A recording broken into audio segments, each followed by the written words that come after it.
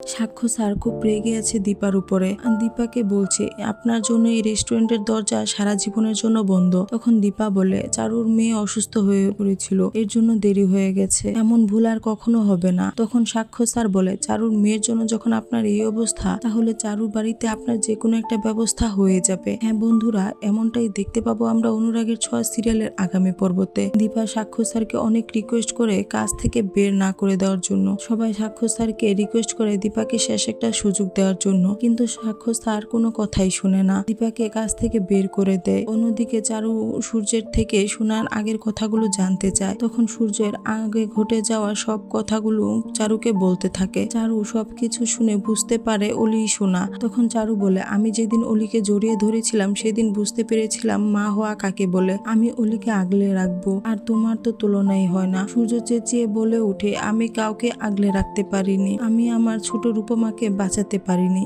এই বলে সূর্য কান্নায় ভেঙে পড়ে। তো বন্ধুরা, সকল সিরিয়ালের সকল আপডেট আগে পেতে আমাদের চ্যানেলটি সাবস্ক্রাইব করে পাশে থাকুন। ধন্যবাদ।